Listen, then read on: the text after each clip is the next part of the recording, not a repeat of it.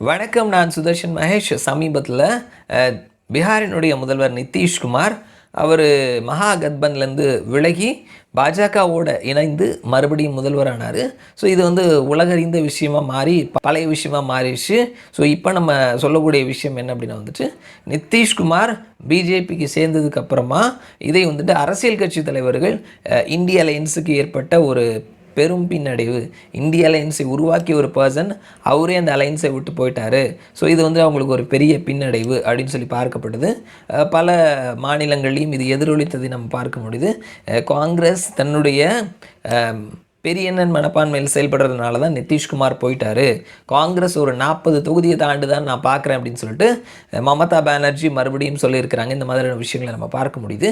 So இது அரசியல் கட்சி தலைவர்கள், அரசியல் கட்சியை விமர்சனம் செய்யக்கூடிய அரசியல் விமர்சகர்களினுடைய கருத்துக்கள் இந்த மாதிரி இருக்குது. ஸோ பீகாரினுடைய ஓட்டர்ஸ், பீகார் மக்கள் இது குறித்து என்ன நினைக்கிறாங்க, அவங்களுடைய சப்போர்ட் யாருக்கு இருக்குது? ஏற்கனவே நம்ம பார்க்கும் பொழுது நிதிஷ்குமாரினுடைய வாக்கு வங்கி அப்படின்றது குறைஞ்சிக்கிட்டே வந்துட்டுருக்குது. ஸோ நிதிஷினுடைய டேர்ம் அப்படின்றது முடிய போகுது அப்படின்ற மாதிரியும் நிறைய பேர் சொல்லிட்டு இருக்கிறாங்க. மக்கள் இந்த நிதிஷ்குமாரினுடைய பல்ட்டியை எப்படி பார்க்குறாங்க, அவங்களுடைய சப்போர்ட் யாருக்கு இருக்குது அப்படின்னு சொல்லிட்டு என்டிடிவி ஒரு கருத்து கணிப்பு நடத்தியிருக்கிறாங்க. கிட்டத்தட்ட 3800 பேர்கிட்ட அந்த கருத்து கணிப்பு நடத்தியிருக்கிறாங்க.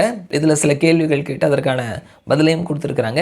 என்ன கேட்டிருக்கிறாங்க, மக்கள் அதற்கு எப்படி ரெஸ்பாண்ட் பண்ணியிருக்கிறாங்கன்றதை இந்த வீடியோவில் நம்ம பேசலாம். 238 தொகுதியில் இந்த கருத்து கணிப்பு நடத்தியிருக்கிறாங்க. 3800க்கும் மேற்பட்டவங்க கிட்ட கருத்து கணிப்பு நடத்தப்பட்டிருக்குது. இதில் 54% ஆண்களும் 46% பெண்களும் இடம் பிடித்திருக்கிறாங்க. முதல் கேள்வி, வரக்கூடிய 2024 எலெக்ஷனில் நீங்கள் யாருக்கு ஓட்டு போடுவீங்க அப்படின்ற கேள்விக்கு பிஜேபி ஜேடியு கூட்டணிக்கு அப்படின்னு சொல்லிட்டு 53% பேரும், காங்கிரஸ் ஆர்ஜேடி கூட்டணிக்கு அப்படின்னு சொல்லிட்டு 23% பேரும், மற்றவர்களுக்குன்னு 6% பேரும், கருத்து இல்லை அப்படின்னு சொல்லிட்டு 18% பேரும் சொல்லியிருக்கிறாங்க.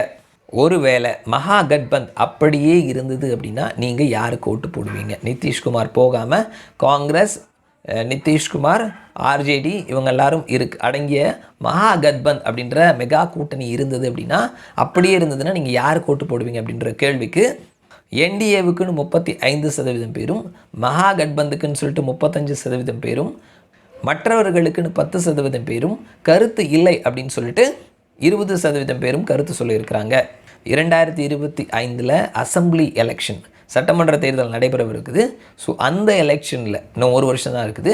ஸோ அந்த எலெக்ஷனில் நீங்கள் யாருக்கு ஓட்டு போடுவீங்க அப்படின்ற கேள்விக்கு பிஜேபி ஜேடியு அப்படின்னு 54% பேர் சொல்லியிருக்கிறாங்க.